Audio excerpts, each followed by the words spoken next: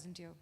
Ladies and gentlemen, today we have a true powerhouse from IIT Hyderabad, Professor Srirupa Chatterjee. I was reading her bio, and honestly, it makes the rest of us look bad. She published a major book in 2023, another in 2024, and has another one titled Global Literatures coming in 2025. While most of us are still struggling to finish an email draft from the last Tuesday, she is casually dropping literature every single year. She is just brilliant-minded, especially in film and media and gender studies. Let's give a huge round of applause for someone who truly defines high performance, Professor Chatterjee.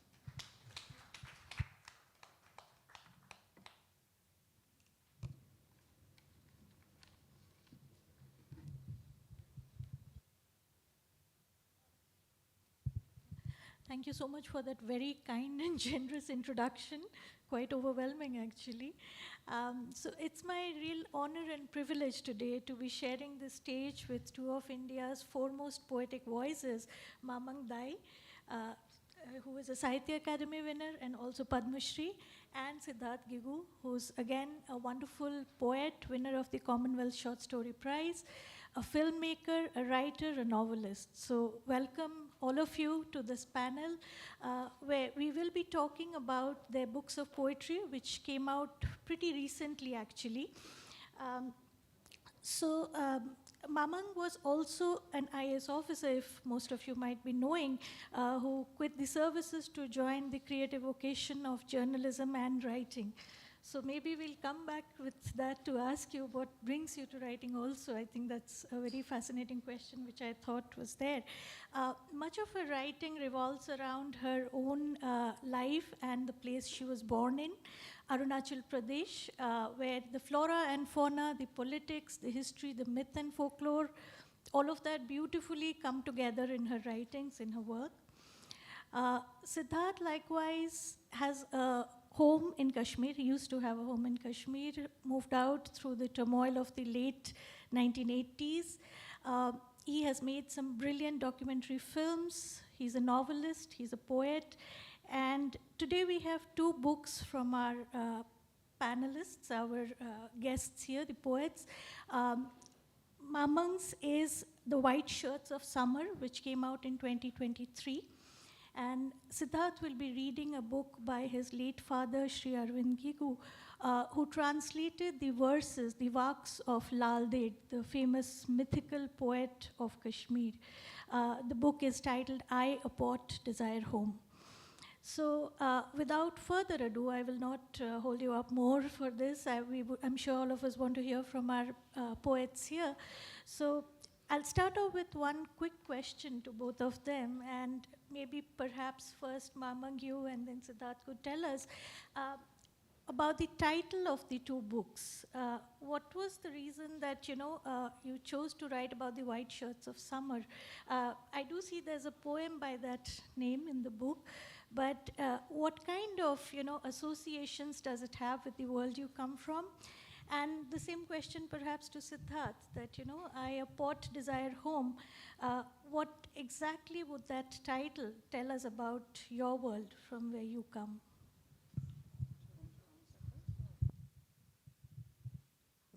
The White Shirts of Summer, I think the title happened before the poem. It was always there on my mind. It is actually because I come from the mountains. I'm from Arunachal Pradesh. So I have always been, I think, in my life, tried to be the great escape artist. I wanted to live near the sea. I always wanted to be near the sea. In fact, Hyderabad also, I thought, oh no, there's no coast there now. And the young volunteers who received me at the airport, they told me, we're building a channel and we're going to have a big lake and it's going to be like a beach. We're going to create a beach.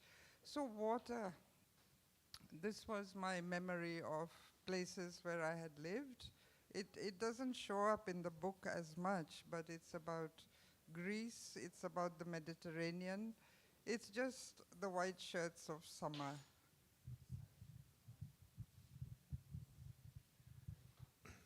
Thank you so much. Thank you all of you for being here. I see just 5 men and everybody else. And I see a lot of youngsters, first of all, uh, it's a kind of loss of words to, anyway. So I represent my father.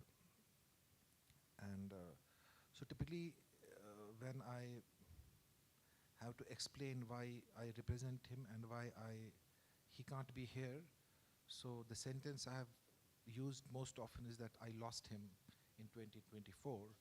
But then I correct myself because he stands in front of me and he says, no, that's not how we used to talk about death, And, we don't die, And then he would say that, you never lost me. You remember you are still can go in search of me like Gilgamesh went, things like that. Then maybe he transitioned to a different realm.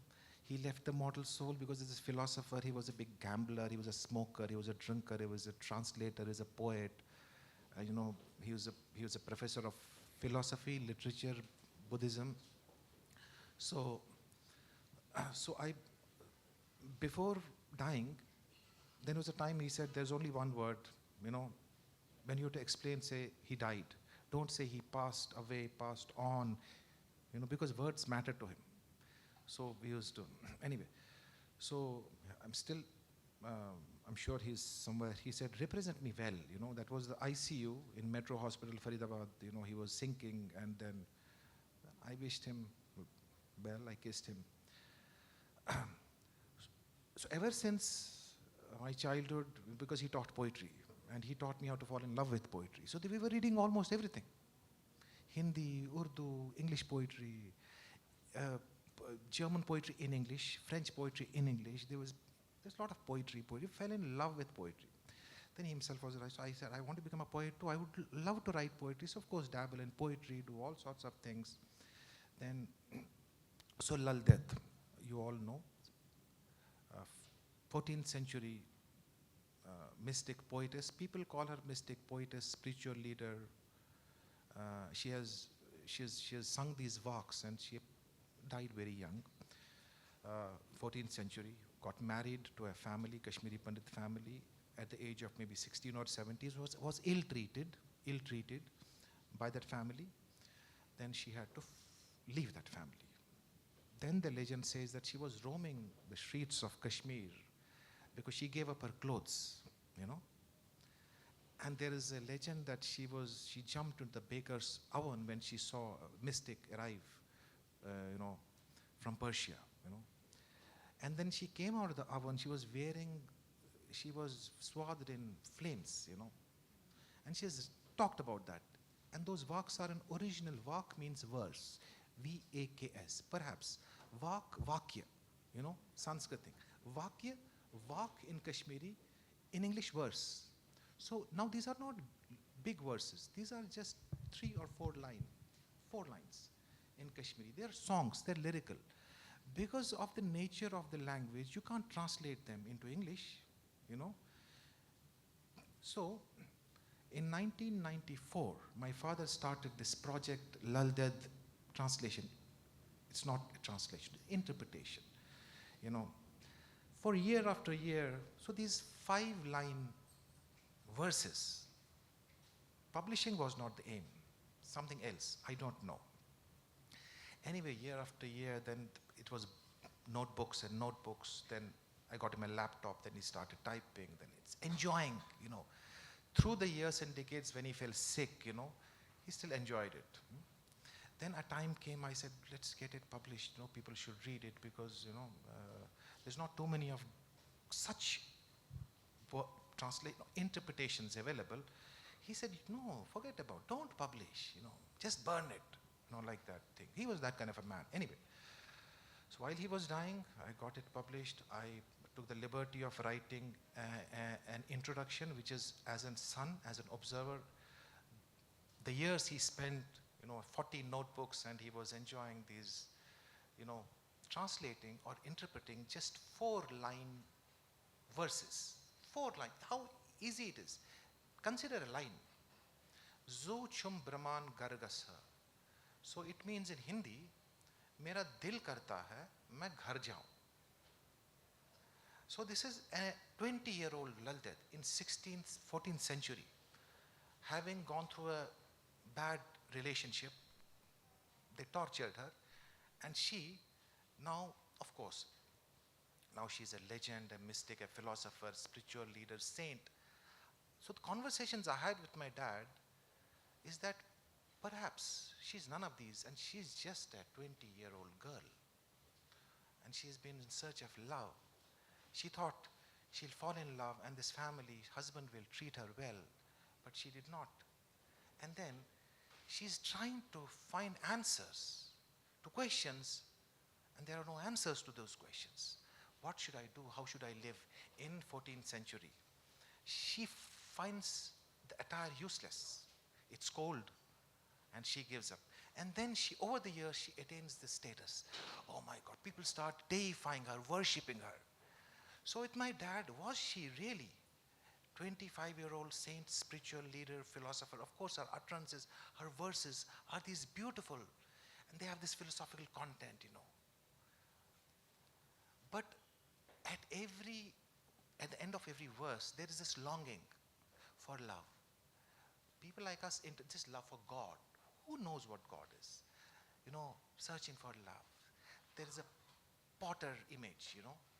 So, I, a pot, desire home. She did not say, I am like a pot.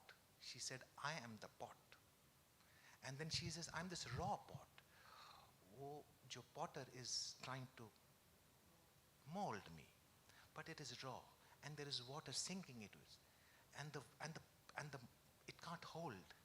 So Laldet speaks to us in Kashmiri in images. So it is very cinematic.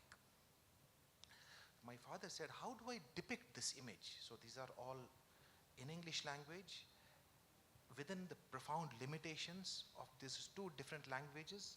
How do I depict to an English-speaking audience what Laldet saw and experienced? You know? So Muslims in Kashmir call her Lalla Arifa. Kashmiri Pandits call her Lal Ded. Ded means mother, or Lal Merge. Of course, I respect that thought. But to me, she's a rock star. No? So she's this 25-year-old girl, because she dies, that's what we know, that she died at a very young age of maybe 29 or 30. How she died, nobody knows. But by the time she had composed these hundreds of things, and she was singing and dancing, and she becomes this naked dancer. So isn't she a rock star?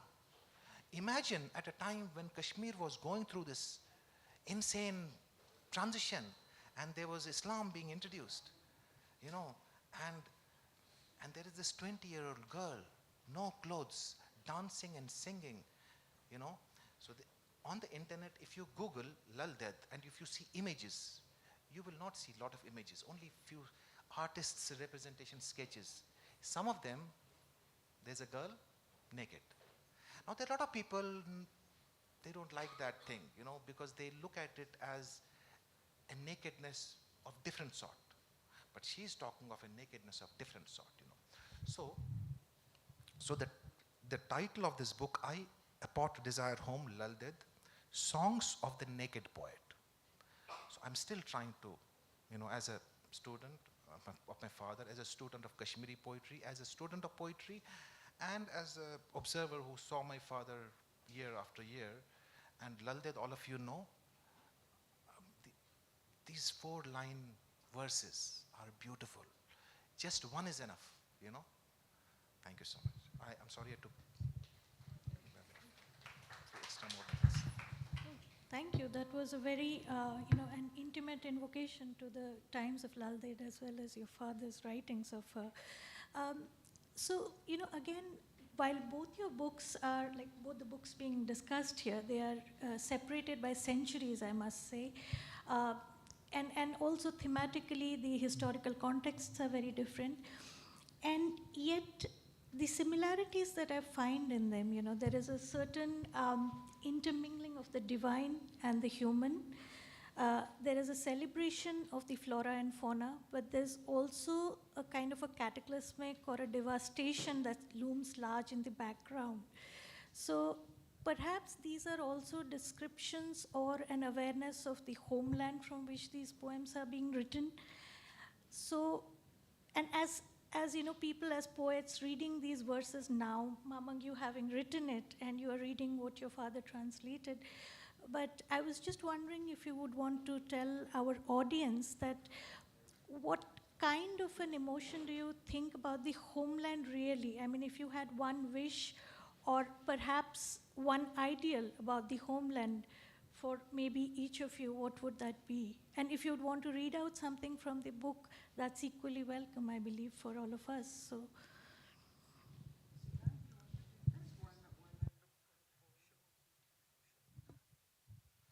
So I'll just read one. Uh, the ocean turbulent and the boat, the thread thin. The ocean turbulent and the boat, the thread thin. I and the pull. I and the pull, the crossing hard. I and the pull, the crossing hard. I, a pot, desire home. So this is original 4 lines, And mind you, there is no ocean in Kashmir, There is a river and there are lakes. That night, many lakes. So, but she sings, So I will, if you don't mind, I will recite the original Kashmir.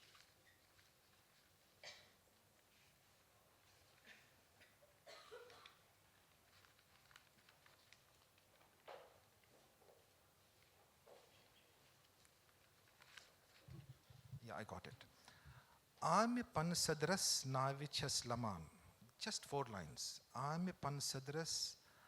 Ame means raw, perhaps, because there's no English equivalent. A fine or a raw. Pan means thread.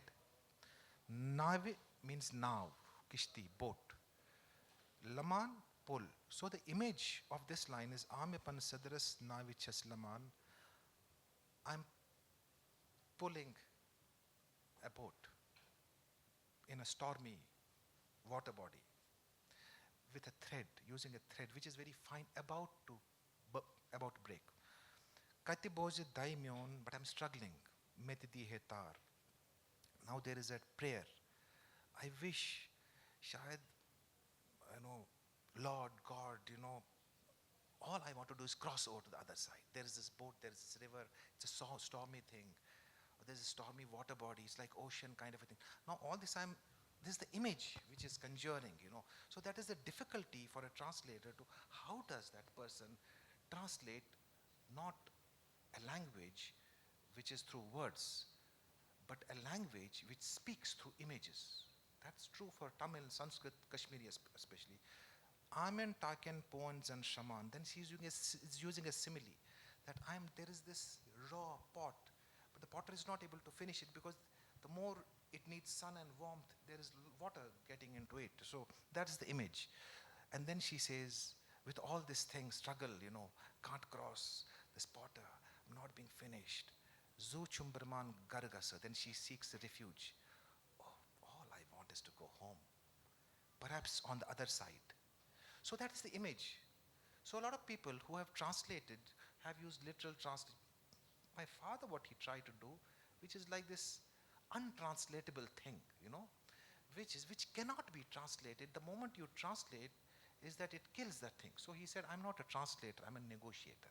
So in the translator's note, he's clarified that I'm merely a negotiator, and he borrows an Italian saying, a very famous author, the translators are traitors, Traditory, translatory. So translators are traitors. So there's all sorts of things about. Then we just close our eyes using English. If you don't know Kashmiri, you just close and you see this image. So this image is very much, people like us see these images, that there is this boat, daily struggles, there is this longing, there is pining. That theme will never go away. So long as we are faced with such questions, poetry and film and novel and story will stay alive. Thank you so much. Over to Mamang.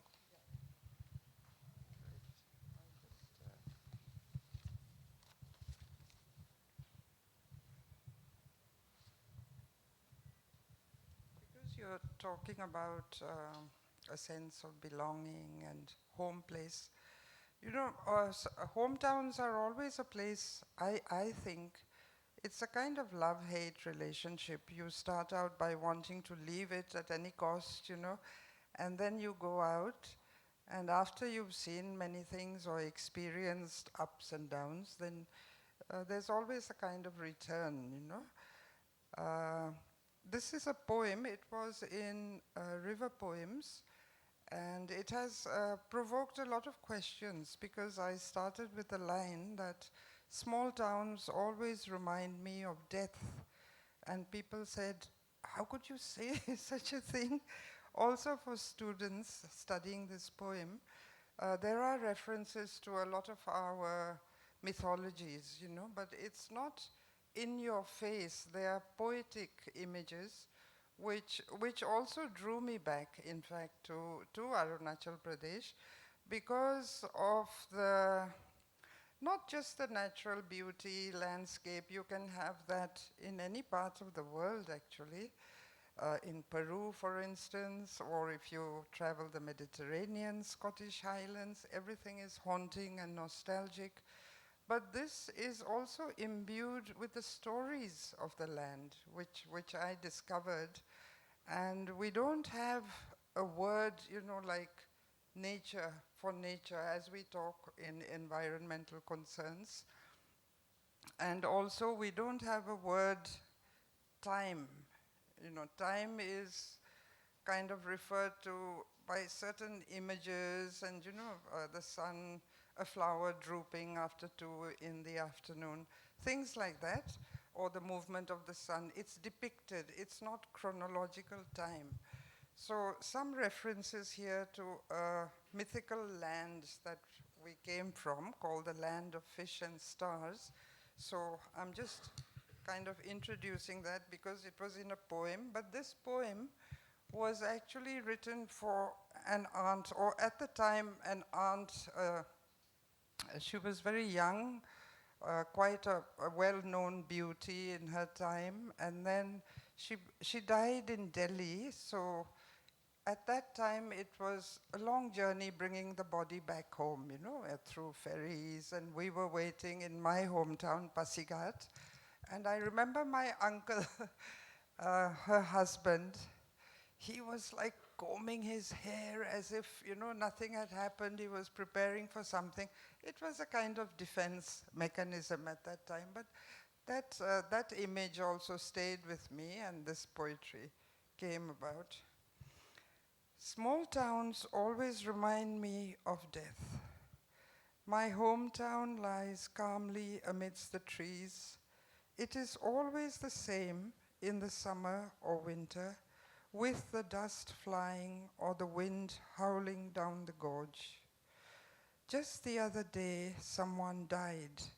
In the dreadful silence we wept, looking at the sad wreath of tuber rose. Life and death, life and death. Only the rituals are permanent. The river has a soul. In the summer, it cuts through the land like a torrent of grief. Sometimes I think it holds its breath, seeking the land of fish and stars. The river has a soul.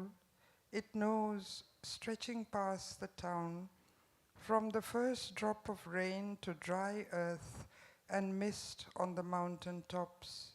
The river knows the immortality of water. A shrine of happy pictures marks the days of childhood. Small towns grow with anxiety for future generations. The dead are placed pointing west. When the soul rises, it will walk into the golden east, into the house of the sun. In the cool bamboo, restored in the sunlight, life matters like this. In small towns by the river, we all want to walk with the gods.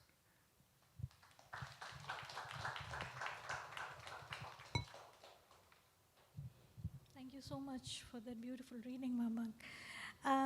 A follow-up question, actually, I had for you, because as I was reading through your book, and I would strongly, recommend these both the books to all our audience here. Amazing lyrics that kind of combine history, mysticism, folklore, flora and fauna, life and death together. So they're worth investing and worth reading. One of the poems, Mamang, it's titled Long Pining. And in that, I found that the river took the form of a wronged woman. I mean, that was my interpretation, of course, who was bravely fighting the odds, as it were.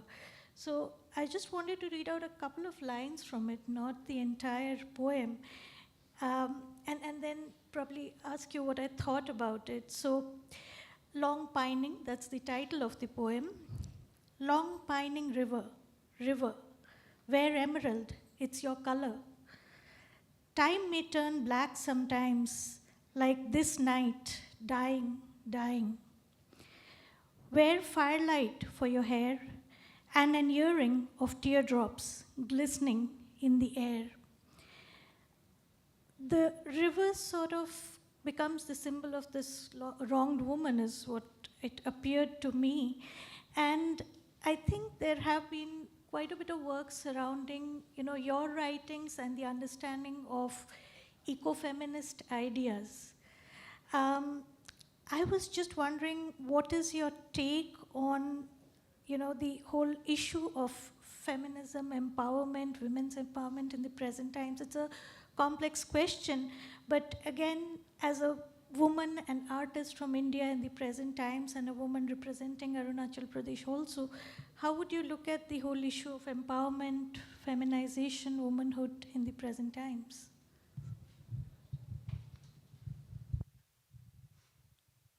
I think empowerment will have so many connotations. It doesn't work at a kind of equal level for all societies or women in different social groups. So one needs to think about that. For example, we may say, tribal women are very strong. We don't have the dowry system. They are quite empowered. They have a say in all matters in the family. But actually, they do have more of the workload. That is there, and that is coming up more often. But there is another section. I have close relations with many of my sisters who are in villages of Arunachal, and they come to Itanagar, or I travel through the villages, and they seem to be kind of more empowered in a way. I take my identity from them because they have a great sense of humor. They can do so many things given the opportunity, from weaving, knitting, whatever skills they can learn, or if they get a job in any department in government, they can do that as well, learn typing. So I see it as different layers, you might say. And the discussion also will have to be like that. You'll have to talk or have women from different groups come and talk about it. Yeah.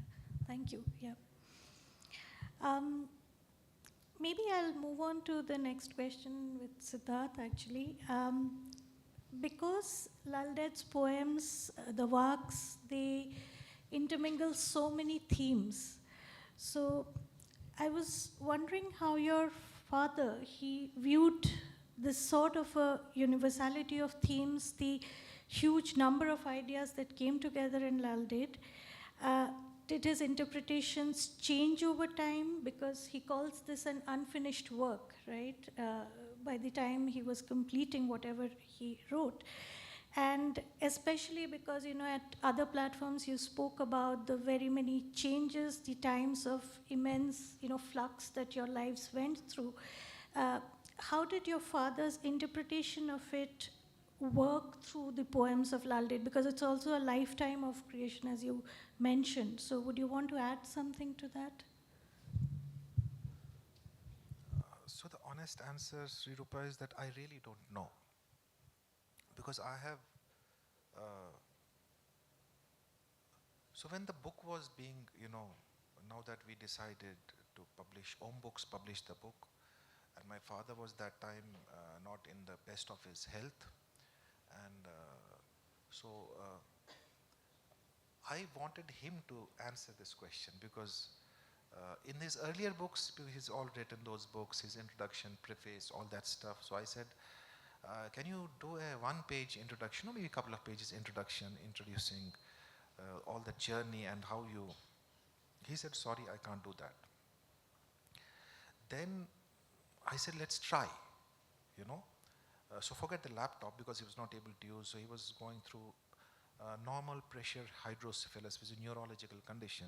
So I gave him this notepad and pen because he was good with it. I said, let's spend 2-3 months. We are not in a hurry. Just write down some thoughts. But I know you have been influenced by Zen poetry, because he taught Buddhism in Ladakh, School of Buddhist Philosophy. And he anyway taught poetry, English poetry. He taught Hindi poetry also. He's a Hindi poet as well. He taught Russian, of course, English translations because he was a professor of poetry. That was his forte. So he said, I will try. So, and he lived in Faridabad with my mom. I was in Delhi, Dwarka, a couple of hours away. So every evening I would call him that, did you write? He said, yes, I'm making great progress, by the way. Excellent. Next time you come, I have 3 pages for you. All I need your help is that you type it out for me. I said, done. So after 2 weeks, I meet him. He said, great progress, see the book, notebook. So there is just one line. One line. There's no other line. And then I said, great progress. I think we need some more lines, right? I was also helping him kind of, deal with this neurological condition. It's also learn. So Laldad, I was a nervous wreck seeing my father. So in strange ways, this book, helped me. Because I would go to Laldad, what his work for spiritual comfort, seeing my father sink. I never told him this. So I said, let's make more progress. So tell me what did you negotiate and all that stuff? So he said, great progress next time. Great progress. After 6 months, he had one line, he had 3 pages. But that was one sentence, repeat, repeat, repeat. Then I stopped judging him because he was a different person. But that one sentence made immense sense. And all world poetry is just one sentence. And that sentence is both a question and an answer, right? There is only one sentence, when it is time to leave the world. But when you are young, you are fascinated, you romanticize that question, You will never be unhappy, right? That is what people go these days, spirituality. But it's the question of a singer, of a dancer, of this rock star who is in love with life. There is no death. So he said, there is no life, there is no death. There is just dance. So that was the one line. The naked dancer dances a dance. So it was a repeat. So when I met the publisher, he said, this makes immense sense. We don't need to have one-page introduction and how we, it doesn't. So let's do away with any introductions. Because the poetry belongs to people. They will interpret in different ways, right? Which typically, whatever little we have all read of Lal Ded or other poets who are like her, she was the first ever in Kashmir, perhaps, to do this kind of verses. So when you read, I think we will all have our own answers, and at the end of the day, these are just beautiful, beautiful verses, images, which will stay with you and lull you to sleep, but will also give you spiritual strength. What we were just talking about, empowerment, which is an important thing. How do we as women feel empowered? We don't get scared. We fight for ourselves, for our happiness, for our rights.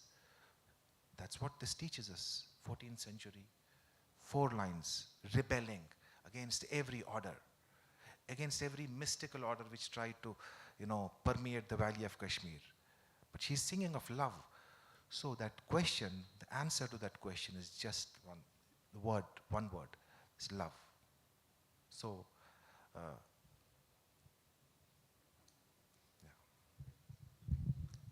Thank you so much. This is more of a general question that I had, and which I also think that maybe many of our members in the audience might also think about. If both of you or either of you would want to respond to this, the whole value or the whole, the implication of poetry in the present times that we are living in, right? Where the human attention span is getting down to the duration of perhaps reels sometimes, right? And how does something, it's an esoteric art, it's not for everybody, seen as the highest form of literary expression. So how do you see poetry as something which is so relevant, important for the present times? Maybe I just want to begin with you also, Mamang, because when I read through your biography, you initially were a part of the Indian Civil Services, right? And you chose to, give that up for a more creative vocation, as it were, journalism and writing. So for you, what does writing do? What is its social relevance? Or even if it's art for its own sake, how do you respond to it, right? So, yeah. Tough questions. Okay. Siddhartha is not smiling at me. I'm trying to, gain some courage and empowerment from him, but it's not working. I think, actually, I left the civil services. It kind of just happened. It wasn't that, I wanted to be a writer or I knew about these things. It just seemed the right thing to do at that time.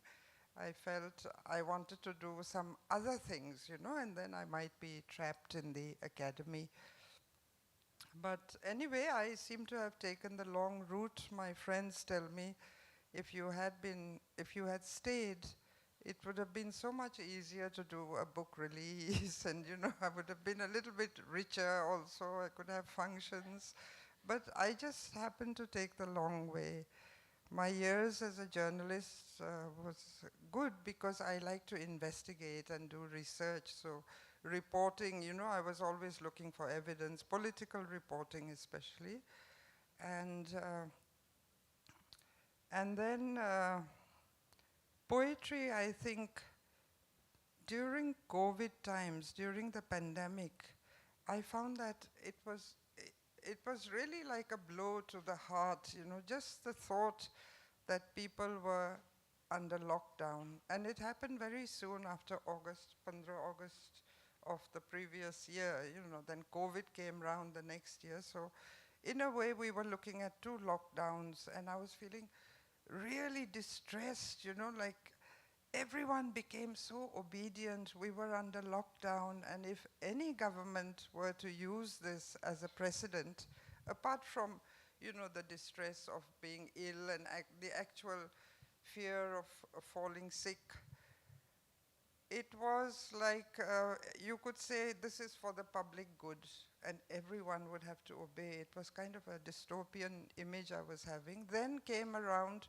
poetry online.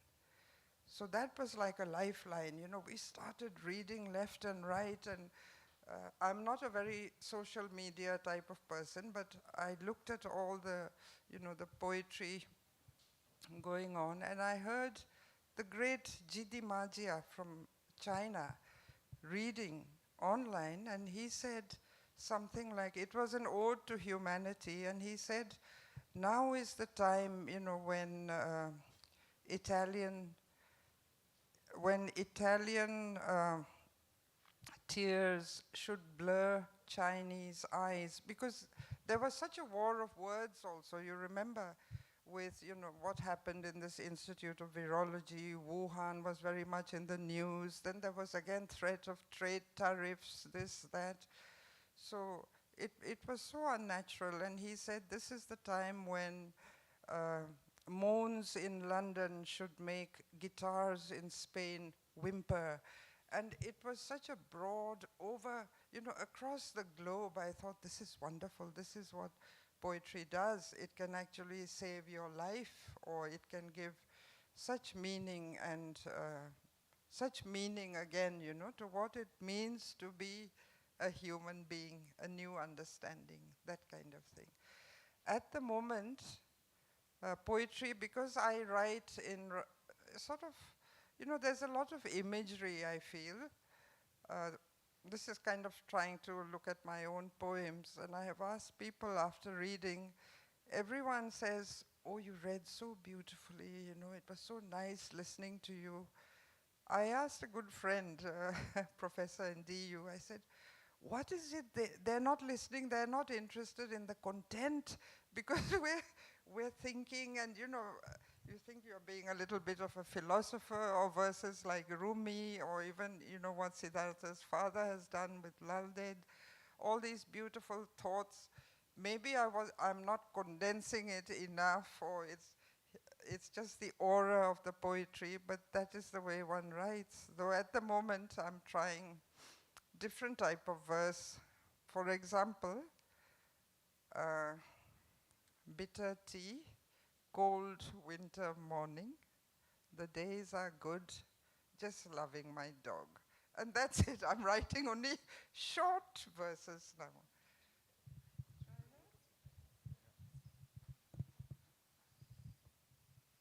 Cold winter morning, bitter tree. Yeah, I mean that's beautiful. I'm just.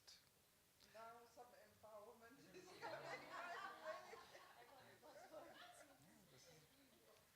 And the other line you have is that black time, right?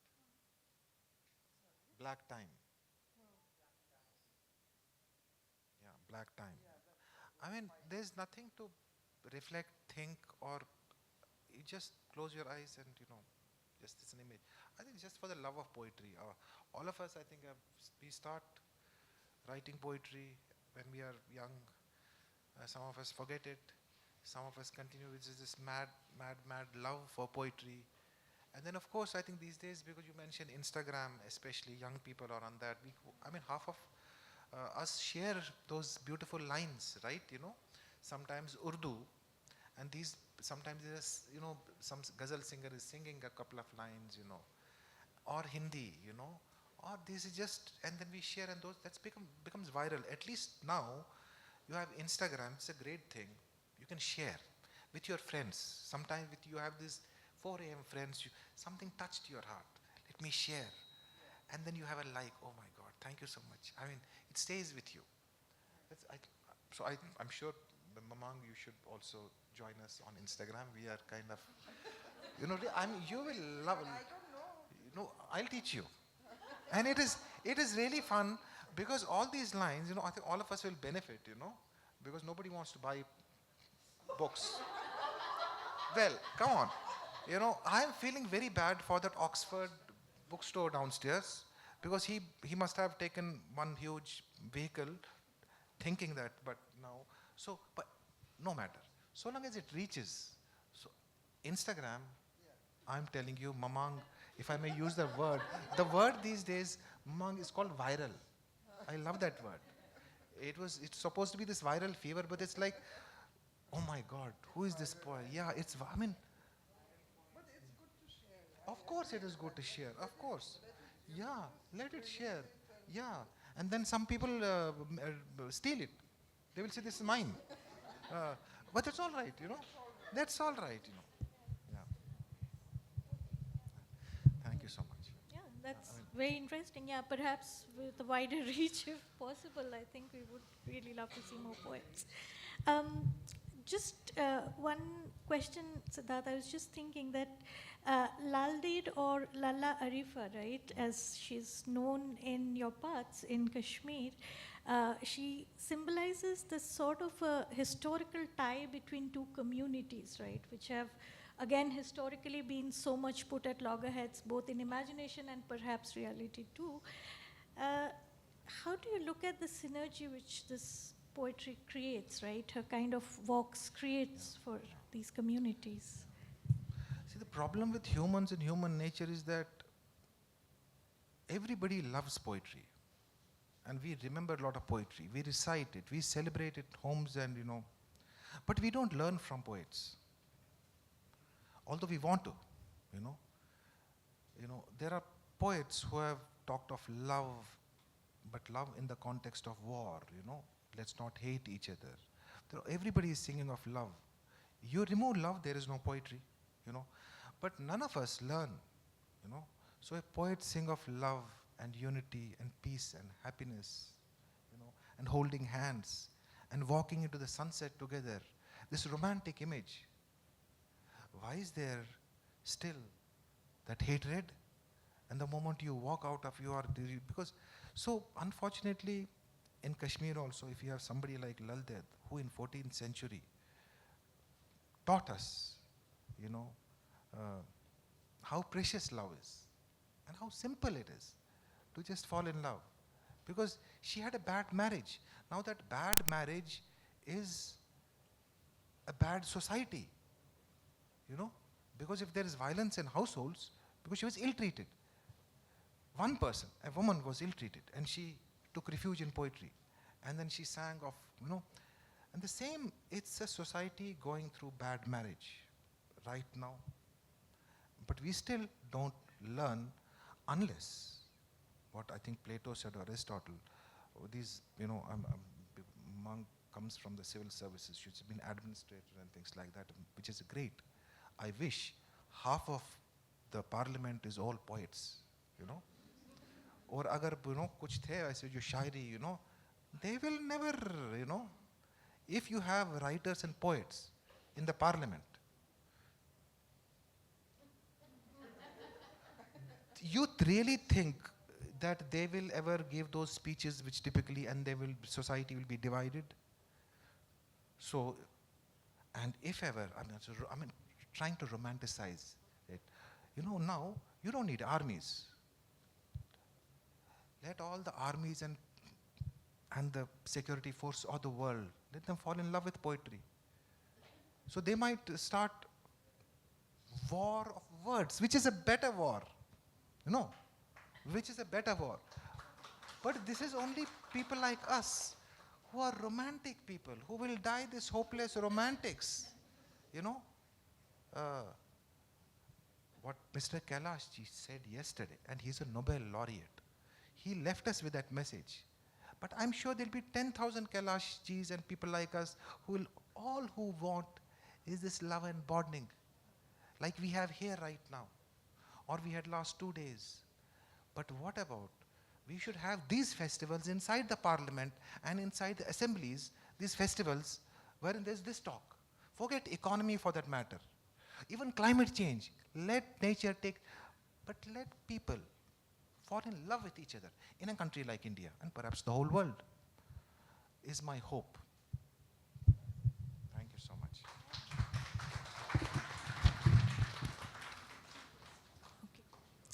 Thank you so much for that last bit, Siddhartha. I think, yes, that leaves us with the hope, the power of the words that there are, in poetry. So, but I'll not take more of the time. I'll probably open this to the audience because I'm sure you have questions for our poets here.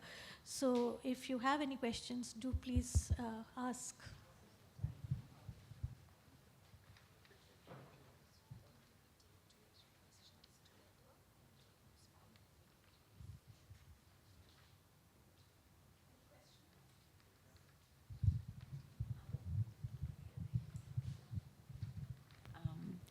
Thank you very much, Mamang, for your wonderful poems and for writing. So I'm just asking a question about language. Maybe both of you can think about it.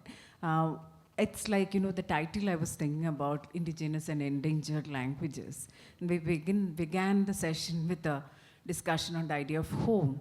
So is language and home connected for you people? And do you really think languages should live forever, like the idea of endangered languages? And what is your connection with the question of language? Really blown by your lines which you wrote.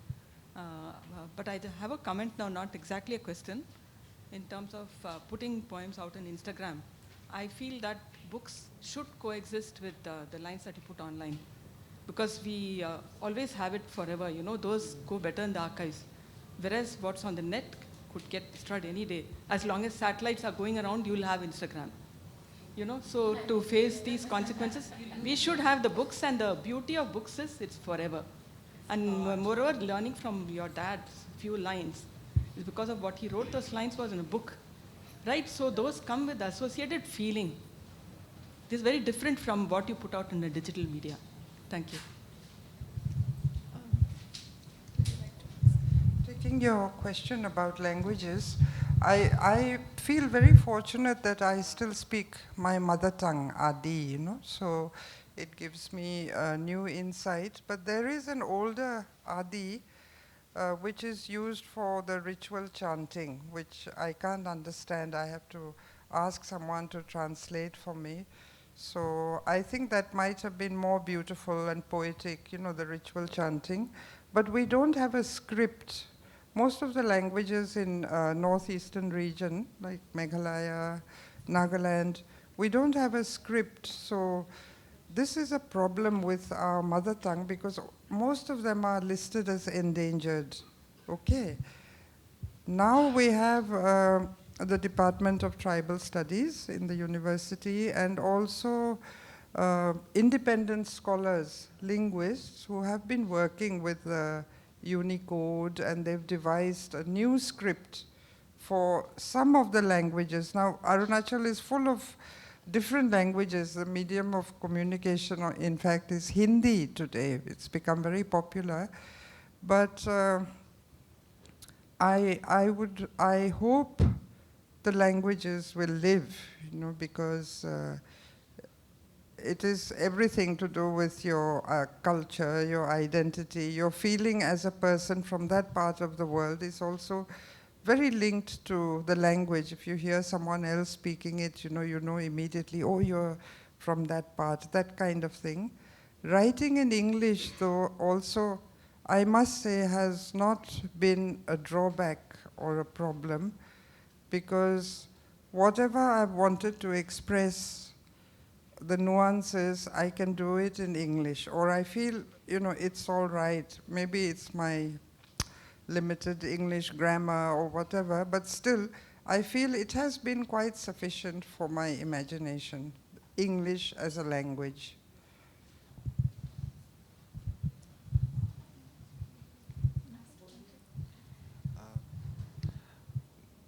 So thank you so much. I mean, it was a pleasure to be here, and I see we started with 8 women and 3 men. I think that it's a full house now. I know it's being recorded, so I'm sure this will make it to, you know, on the digital thing that we'll kind of share at YouTube. Of course, on the Instagram handle of HLF, which is a very, very popular thing. I see a lot of likes there, by the way. Mamang, I must tell you that because they posted your photograph and my photograph a few days ago on the HLF handle. And because you're not there, so they made me the collaborator. So I could see how many people have seen it and liked it. It's in thousands. Oh, yeah? Yes. So it's in thousands. So there are 50,000 times interactions. Because you're not there, I happen to be a collaborator, and that post went viral. Mamang and me. And of course my father. Yes. It's true. Yeah. And thank you so much. Yeah. What an honor it has been. So, yeah, most welcome. It's been such an honor to have such wonderful poets. And thank you for being such a lovely audience. Thank you. Thank you.